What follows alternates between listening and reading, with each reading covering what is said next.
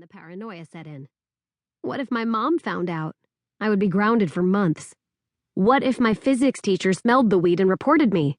I'd get suspended, or worse, they'd call the cops and haul me off to jail. Why was I freaking out? This couldn't be normal. The weed must have been laced with something. Maybe Greg did it when I wasn't looking. Maybe it was all an elaborate joke because I wasn't cool enough to be in the pit, and now I was about to die from a heart attack in a high school bathroom before I had the chance to grow up, graduate, and marry Johnny Depp, which seemed more feasible than ever in my stoner's haze. Everything started spinning.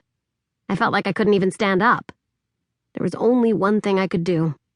I hobbled to the school nurse and blurted out what I had done. I had smoked weed and I was really, really sorry. It was a veritable gold medal performance in the Apology Olympics. I begged her to check everything, my blood pressure, my temperature, and anything else she had an instrument for. After she concluded that I was not, in fact, dying, I felt a wave of relief. Nobody would have to come up with an epitaph for my tombstone yet. Kristin, too exquisite for this world, but couldn't say no to drugs. But then it hit me that I had just turned myself in. Was she going to call the police? Long story short, the cops were not called, but my parents were. I was grounded, and the school punished me by not allowing me to leave campus for a few months. I had disappointed everyone. My mom, the nurse, the principal, and even myself, a little. But at least I hadn't died or been arrested. I haven't smoked weed since.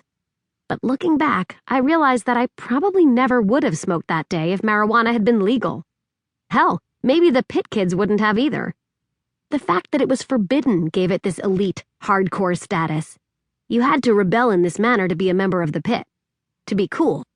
Weed was so mysterious to me. I didn't know how it was supposed to make me feel, who Greg bought it from, or why it was so bad. I just knew I wasn't allowed to do it, which made rebellious, teenaged me, and so many others, want to do it. I'd entered some august company when it came to succumbing to the allure of the forbidden. Eve with the apple, Abelard and Eloise, Oscar Wilde and the love that dare not speak its name, Winnie the Pooh and that tantalizingly out-of-reach honeypot. Once I got to college, I became friends with lots of people who smoked weed. It wasn't just the pit kids anymore.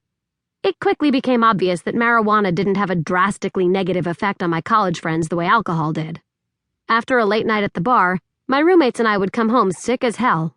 We pretty much got our degrees in pulling trigger, putting your finger down your throat, when facing a severe hangover, or, the ultimate, actual alcohol poisoning. Suffice it to say, vomiting is no fun, but it is a surefire means of learning your limit.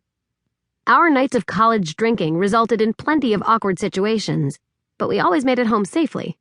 Tragically, I knew other people who died in drunk driving accidents. But weed was different. I never saw any of my stoner friends have sloppy nights full of regret. More often than not, they'd end up sleepy and hungry, which was awesome for me because I'm almost always sleepy and hungry. And I'll never turn down a friend who wants to eat Fritos and watch Adventure Time. While marijuana may have been a contributing factor in some deaths, there is no documented death caused solely by overdosing on pot. Weed has triggered underlying heart conditions in a small handful of cases, but the drug itself was not the cause of death. In other incidents, people have done stupid things while under the influence of marijuana. In one case, a man jumped off a balcony and died after eating several pot cookies. So, yes, marijuana, like alcohol, can impair judgment and cause users to do dumb things they normally wouldn't. But there's no proof that overdosing on the drug can, by itself, cause death.